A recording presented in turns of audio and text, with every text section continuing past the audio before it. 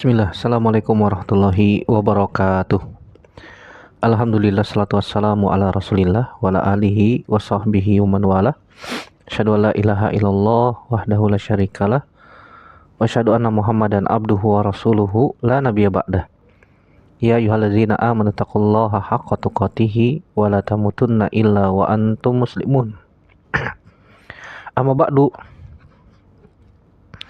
fa inna asdaqal hadits kitabullah wa khairal hadi Muhammadin sallallahu alaihi wasallam, syarrul umuri muhdatsatuha wa kullu muhdatsatin bid'ah wa kullu bid'atin dhalalah wa kullu dhalalatin finnar. Al ikhwah janallahu wa iyyakum ajmain. Alhamdulillah, segala puji hanya milik Allah Subhanahu wa taala yang masih memberikan kepada kita nikmat yang sangat banyak, nikmat yang tidak terhingga, nikmat yang tidak terhitung jumlahnya, sehingga Allah Subhanahu wa taala kembali pertemukan kita dalam media ini untuk melanjutkan pelajaran kita dari Ad-Durus Al-Yaumiyah. Salat dan salam semoga senantiasa tercurahkan kepada Nabi kita Muhammad sallallahu alaihi wasallam, kepada keluarga, sahabat, dan tidak lupa kita sebagai umatnya sampai kiamat kelak. Baik, kita masuk pelajaran yang ke-293, yaitu al-infaqu mimma yuhibbu wa minal jayyid. Berinfak dengan apa yang dicintai dan dari yang terbaik. Ketahuilah saudaraku rahimanillahi wa ajmain, setelah kita membahas tentang wajibnya berinfak, menafkahi istri, anak-anak, kerabat, dan seterusnya, kemudian kita akan bahas pada kesempatan kali ini, yaitu menginfakkan harta yang kita cintai dan yang terbaik. Baik, kenapa demikian? Karena kebanyakan manusia itu mencintai harta yang terbaik, tetapi terkadang hatinya bergantung kepada harta tersebut, sehingga untuk memberikan harta tersebut kepada orang-orang yang kita wajib untuk berinfak dengannya agak berat. Makanya para ulama mengatakan walaisa atyabu maluhu fa iza anfaqa minat thayyib allazi huwa mahbubun li amatin nas wa mimma yuhibbuhu huwa bi nafsihi wa in lam yakun minat thayyib kana dzalika dalilan ala annahu shadiqun fi ma amalallahu bihi. Ya, ketika ada orang yang senantiasa berinfak, bersedekah dari harta dia yang terbaik, dari harta yang dia cintai, maka itu menunjukkan dalil jujurnya muamalah dia dengan Allah Subhanahu wa taala.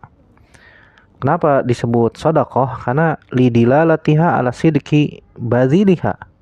Kenapa disebut sedekah? Karena untuk menunjukkan, membuktikan kejujuran orang yang menginfakannya.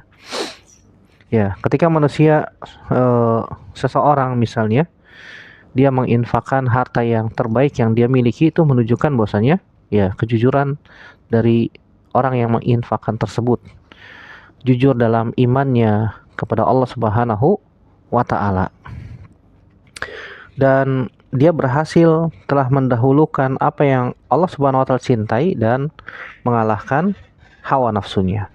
Kenapa demikian? Karena tadi sudah disebutkan bahwasanya secara garis besar kebanyakan umumnya manusia itu suka dari yang namanya harta, dan mereka senantiasa berusaha untuk menyimpannya. Kita bacakan satu ayat saja dari Al-Quran, di antara banyak yang Allah Subhanahu wa taala sebutkan dalam Al-Quran, dalam surat Ali Imran ayat 92. Allah Subhanahu wa taala berfirman, "Lan tanalul birra hatta tunfiqu mimma tuhibbun." Kata Allah Subhanahu wa taala, "Lan tanalul birra." Kalian tidak akan pernah mendapatkan kebaikan. Hatta tunfiqu mimma tuhibbun, sampai kalian menginfakkan apa-apa yang kalian cintai. Ya, dari ayat ini Allah Subhanahu wa taala mengatakan lan tanalul birra. Kalian tidak akan mendapatkan kebaikan yang banyak. Ya, kebaikan yang banyak. Ya. Kebaikan yang sangat banyak. Dan kalimat albir menunjukkan kebaikan yang apa saja.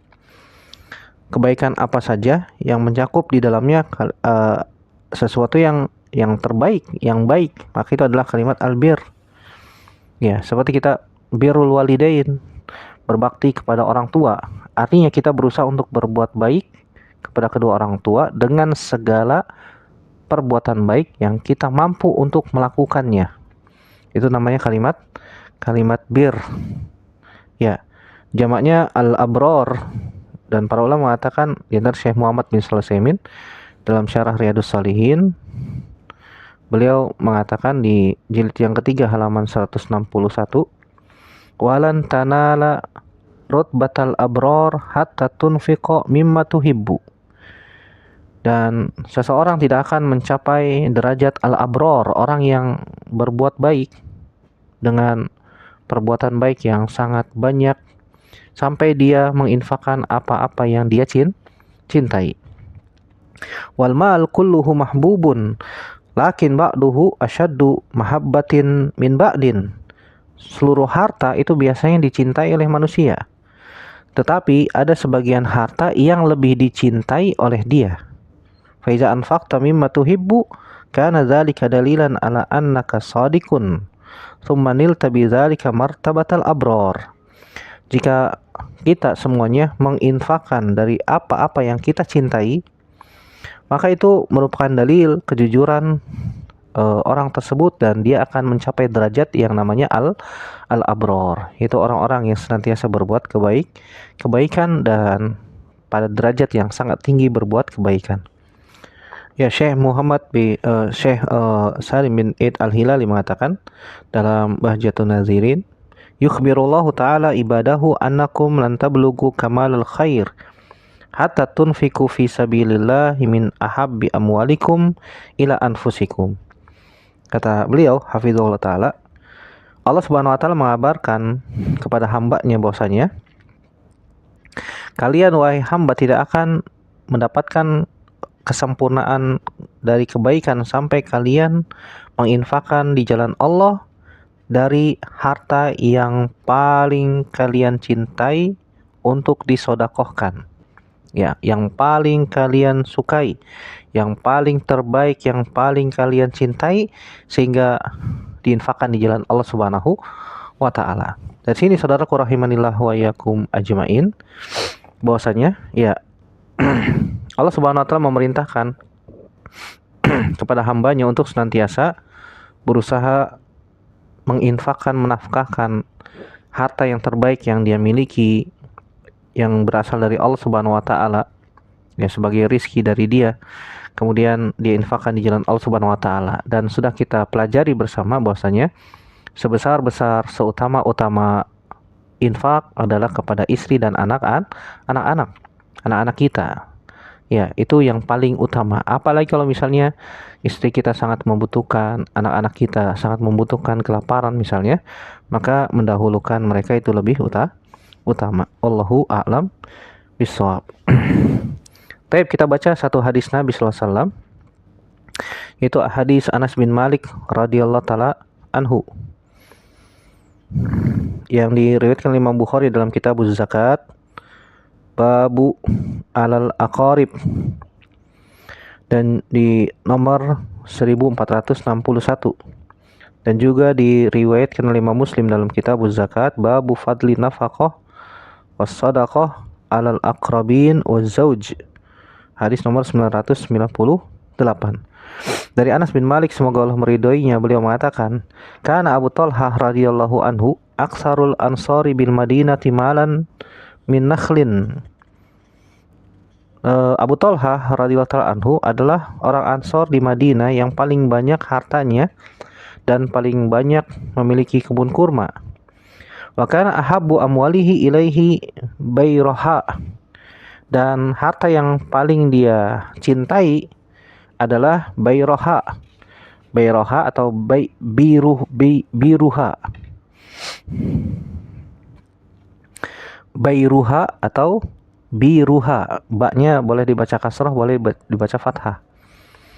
Bayruha atau biruha itu kebun kurma yang mustaqbilal kiblah, yang mustaqbilal masjid, mustaqbilal masjid Nabi, yang menghadap ke masjid Nabi Shallallahu alaihi wasallam. Wa kana ahabbu amwalihi ilaihi bairuha. Kata Anas bin Malik, harta yang paling dicintai oleh Abu Talha adalah bairuha, kebun kurma yang menghadap ke masjid. Wa kanat mustaqbilatal masjid, dan kebun itu ada menghadap ke masjid, menghadap ke arah masjid Nabi sallallahu alaihi wasallam. Wa kana Rasulullah sallallahu alaihi wasallam yadkhuluha wa yashrabu min ma'in fiha thayyib. Dan Nabi sallallahu alaihi wasallam biasa masuk ke Bairuha, karena biasanya di musim panas, apalagi ya di musim panas masuk ke kebun kurma adem. Ya, sangat menyejukkan dan airnya sangat dingin. Nabi sallallahu alaihi wasallam biasa masuk dan minum dari air yang ada di dalam kebun tersebut. Qala Anas, kemudian Anas bin Malik mengatakan, falamma nazalat hazil ayah, ketika diturunkan ayat ini, lan tanalul birra hatta tunfiqu mimma tuhibbun, itu di dalam surat Ali Imran ayat 92 tadi yang sudah kita bahas, yang sudah kita baca. Kalian tidak akan mendapatkan kesempurnaan kebaikan sampai kalian menginfakkan dari apa yang kalian cintai. Kemudian Abu Talha pun segera berdiri menuju Nabi SAW. Faqal, kemudian seraya mengatakan, ya Rasulullah, inna Allah Ta'ala anzala alaika lan tanalul birra hatta tunfiqu mimma tuhibbun. Sungguhnya Allah Subhanahu wa taala menurunkan ayat kepadamu, yaitu dalam surat Ali Imran tadi ayat 92, lan tanalul birra hatta tunfiqu mimma tuhibbun wa inna ahabba mali ilayya bairuha. Dan sungguhnya harta yang paling aku cintai dan aku sukai adalah bairuha, yaitu kebun kurma yang menghadap masjid. Wa innaha sadaqatun lillahi ta'ala arju birraha wa zukhraha indallahi ta'ala. Iya. Dan sekarang aku infakkan kebun tersebut untuk Allah Subhanahu wa taala. Saya berharap kebaikannya dan saya berharap pahala yang besar di sisi Allah Subhanahu wa taala. Fa do'aha Rasulullah sallallahu alaihi wasallam haitsu arakallah. Maka letakkanlah hal itu, yaitu kebun Bairuha, wahai Rasulullah, sesuai dengan apa yang Allah Subhanahu wa taala inginkan. Maka Nabi sallallahu alaihi wasallam mengatakan, zalika malun rabih. Zalika malun rabih. Bah itu kalimat yang menunjukkan ijab, yang menunjukkan sangat kagum, takjub. Ya, biasanya dikatakan untuk menunjukkan keriduan terhadap sesuatu dan kekaguman terhadap sesuatu. Itu kalimat bah.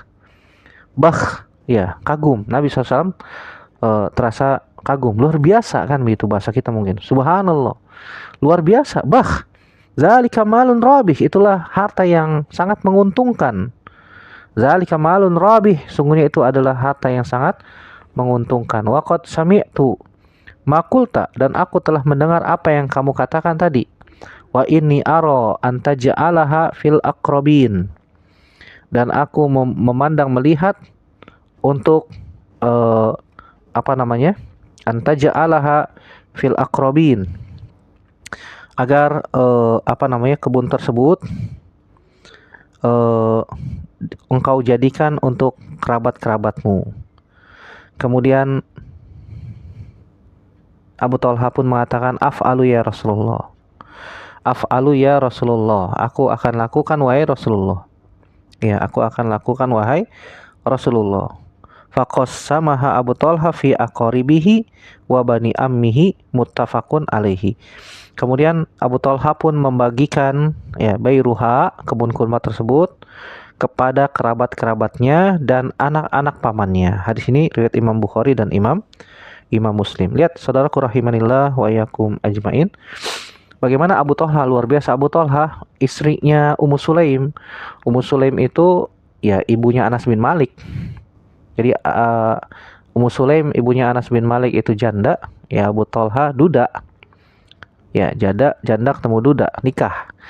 Sehingga Anas bin Malik menceritakan tentang ayah tirinya itu Abu Talha, orang kaya. Abu Talha senantiasa menyertai Nabi SAW dalam berbagai peperangan. Dan ketika Nabi SAW perang, bepergian, safar, pasti Abu Talha ikut. Ikut. Kisahnya masyhur tentang anaknya Abu Talha dengan Ummu Sulaim, itu Umair yang sakit kemudian meninggal. Yang Nabi SAW pernah mengatakan kepada Umair, wahai Umair, ma fa'alan nugair. Nah, itu anaknya Abu Talha dengan Ummu Sulaim. Dan qadarullah meninggal. Setelah itu Ummu Sulaim dan Abu Talha punya anak laki-laki, dan dari keturunan anak laki-laki itu ya lahirlah 10 anak laki-laki dan semuanya penghafal Quran, ya, Masya Allah. Oke, ini kisah tentang kejujuran dari Abu Talha ketika menginfakkan harta yang beliau cintai, yaitu Bayruha, kebun kurma yang sangat lebat, dan juga di dalamnya terdapat air yang sangat segar. Dan Nabi SAW biasa masuk ke dalam kebun tersebut sengaja untuk ngadem, ya, biasa untuk ngadem, istirahat, menikmati suasana yang ada di kebun tersebut, ya. Kalau ada airnya, Nabi SAW pun minum dari air yang ada di kebun tersebut. Tapi kita ambil faedah dari hadis Anas bin Malik ini. Yang pertama, tentu saja keutamaan fadlul infaqi min ahsani amwalil abdi wa ahabbiha ila nafsihi. Keutamaan menginfakkan harta yang dia cintai, yang dia sukai. Tentu saja ini ketika Abu Talha menginfakkan Bayruha, itu kebun kurma yang sangat dia cintai di jalan Allah Subhanahu wa taala. Kemudian pelajaran yang kedua, sur'atu istijabati sahaba li amrillah. Cepatnya atau bersegeranya para sahabat untuk menjawab perintah Allah Subhanahu wa taala. Subhanallah. Ini keutamaan para sahabat radhiyallahu ta'ala anhum ajmain. Ketika Allah Subhanahu wa taala perintahkan sesuatu, tidak nunggu lagi, ya, nanti aja, entar aja, besok aja, enggak, tapi langsung. Abu Talha ketika mendengar diturunkan surat Ali Imran ayat 92, lan tanalul birra hatta tunfiqu mimma tuhibbun, langsung mengatakan, wahai Rasulullah, ini kebun kurma saya infakkan di jalan Allah. Kebun kurma yang sangat dicintai oleh Abu Talha. Ini keutamaan sahabat radhiyallahu anhum ajmain. Kemudian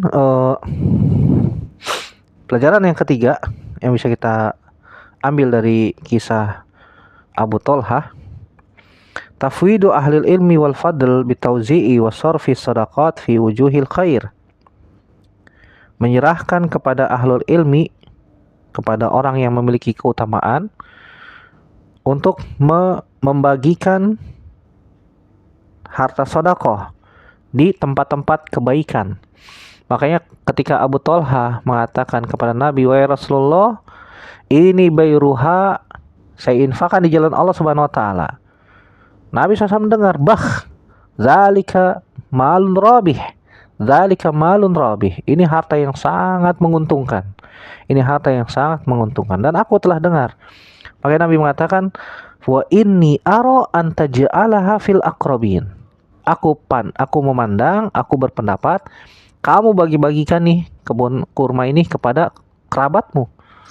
Dan menginfakkan harta kepada kerabat tentu saja lebih utama sebagaimana yang sudah kita bahas pada pertemuan yang lalu, menginfakkan harta menafkahkan harta kepada istri, kepada anak, kepada keluarga, kerabat, ini lebih utama. Makanya Nabi SAW mengarahkan, ya, ini aro antaja'alaha fil aqrabin. Aku memandang, aku melihat, maka yang lebih baik ini dibagi-bagikan kepada kerabatmu. Sehingga Abu Talha pun melakukan apa yang disarankan oleh Nabi SAW dan membagikan kebun kurma tersebut kepada kerabat-kerabat dan anak-anak pamannya. Jadi boleh kita minta pendapat, wahai Rasulullah, wahai Ustadz nih, saya punya harta nih, misalnya tanah, misalnya seberapa hektar, nih saya mau infakkan di jalan Allah. Ya, kalau Ustadznya melihat, oh ternyata ini orang kerabatnya banyak yang miskin, ya, bahkan ada yang minta-minta misalnya ada yang minta-minta, Maka si ustadz itu harus melihat jeli bagaimana keadaan keluargamu, semuanya sudah mapan belum, ya kerabatmu gimana. Jangan sampai engkau menginfakkan harta segini banyak tapi kerabatnya masih ada yang minta-minta, kan begitu. Maka si ahlul ilmi juga harus melihat keadaan orang yang menginfakkan tersebut ya. Allahu a'lam bishawab. Kemudian pelajaran yang keempat, jawazu alintifa'i bil masjid fil umuril amah allati tahumul muslimin. Bolehnya mengambil manfaat dengan masjid pada perkara-perkara umum yang penting untuk kaum muslimin. Biasanya masjid Nabi SAW digunakan untuk apa? Musyawarah, ya, nggak ada masalah. Masjid Nabi bahkan digunakan untuk latihan untuk menggunakan pedang atau tombak. Ya ini manfaat untuk jihad. Manfaat untuk jihad. Dimanfaati untuk majelis ilmu, ya. Setiap hari Nabi SAW menggunakan untuk majelis ilmu, mengajarkan Islam kepada para sahabat di masjid. Masjid. Selain untuk sholat, ibadah dan seterusnya. Boleh menggunakan selama itu ada kepentingan dan kebaikan untuk kaum muslimin. Tapi nggak boleh dipakai buat apa? Buat hal-hal maksiat, nggak boleh. Misalnya masjid digunakan untuk apa? Untuk karaokean misalnya, nggak boleh. Ada masjid digunakan buat konser, subhanallah, na'udzubillah, nasallallahu salamata wal afiyah. Ada alat musik terpampang di masjid, kemudian mereka bernyanyi dalam masjid, wal iyazubillah. Nggak boleh, ini hukumnya haram. Ini hukumnya haram. Masjid tidak dibangun untuk melakukan maksiat seperti itu ya. Semoga Allah memberikan hidayah kepada kita semua. Pelajaran yang kelima, al-hathu ala fi'lil khair bisana'i ala fa'ilihi wa syukrihim wa izhari surur wal ijab bisoni'ihim. Anjuran untuk melakukan kebaikan. Dan boleh menyanjung, memuji pelakunya. Nabi Shallallahu Alaihi Wasallam yang menyanjung, zalika malun rabih. Ini harta yang menguntungkan. Ini Nabi SAW menyanjung, memuji orang yang menginfakkan tersebut, yaitu Abu Talha. Nabi sedang memuji Abu Talha. Waqad sami'tu ma qulta, aku dengar apa yang engkau katakan. Begitu juga dibolehkan menampakkan kebahagiaan dan kekaguman terhadap orang yang menginfakkan tersebut. Masya Allah, ini harta yang sangat menguntungkan di jalan Allah Subhanahu Wa Taala. Ada orang yang menginfakkan hartanya misalnya untuk masjid. Saya wakafkan tanah saya untuk masjid, bangun. Dari harta saya semuanya beres, digunakan untuk kaum muslimin, untuk diadakan majelis ilmu, diajarkan Al-Quran dan hadis Nabi SAW berdasarkan pemahaman yang benar menurut pemahaman para sahabat radhiyallahu anhum ajma'in. Contohnya seperti itu. Maka kita katakan zalika malun rabih. Ini harta yang sangat menguntungkan di jalan Allah Subhanahu wa taala dan mendapatkan pahala yang besar di sisi Allah Subhanahu wa taala. Jadi boleh kita menunjukkan kekaguman terhadap orang yang menginfakkan hartanya dengan jumlah yang mungkin cukup banyak, dan kita menampakkan kebahagiaan terhadap apa yang dia lakukan, maka hukumnya boleh. Pelajaran yang keenam, aulan nas bil ihsan ilaihim zawul arham wa ulul qurbi. Orang yang paling pertama untuk kita berbuat baik kepada mereka adalah zawul arham, orang-orang yang memiliki ikatan rahim, atau biasa kita sebut dengan kerabat keluarga lah. Ya, mereka adalah orang-orang yang paling berhak untuk kita dahulukan ya dalam berinfak.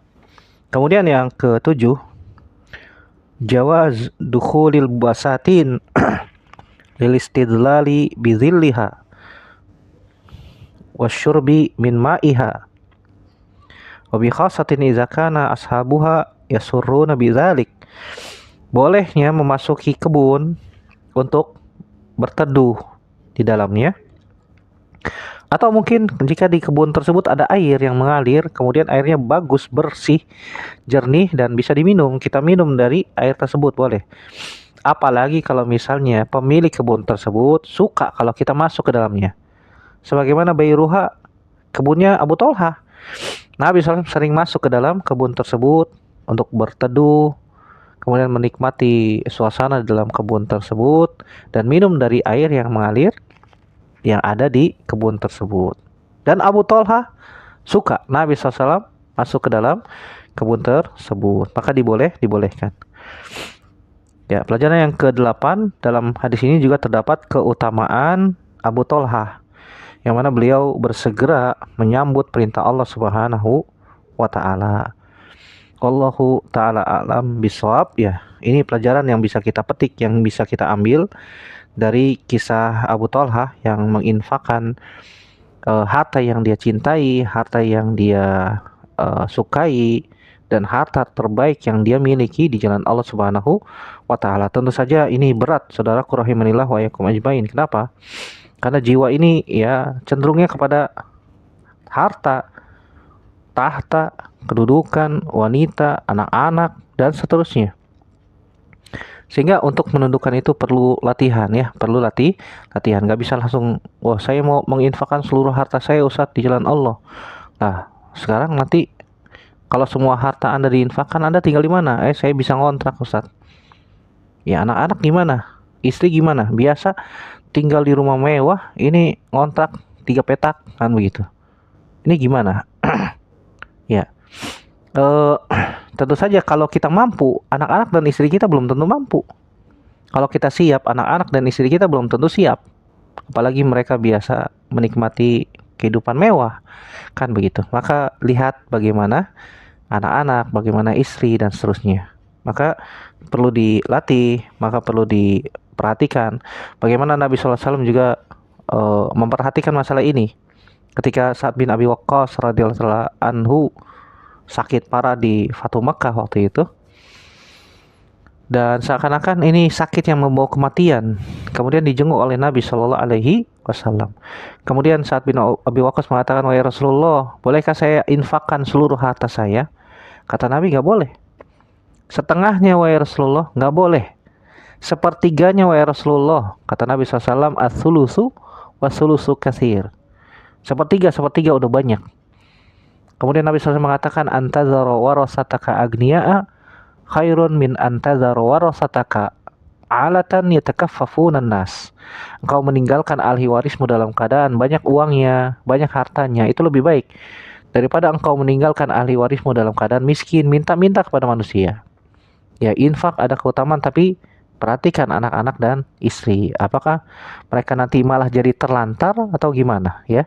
Maka ini juga perlu dipertimbangkan. Sebagaimana Nabi SAW juga wasiatkan kepada Sa'ad bin Abi Waqqas radhiyallahu anhu. Ternyata setelah itu Sa'ad bin Abi Waqqas sehat, sembuh, dan anaknya banyak.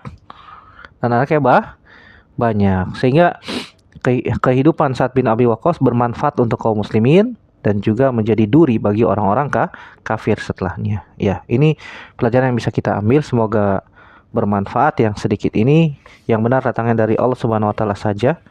Yang salah murni dari saya pribadi. Kita bertaubat kepada Allah Subhanahu wa taala dari kesalahan kita. Aqulu qouli hadza, astaghfirullah li wa lakum, subhanaka Allahumma bihamdik, asyhadu an la ilaha illa anta, astaghfiruka wa atubu ilaik. Wassalamualaikum warahmatullahi wabarakatuh.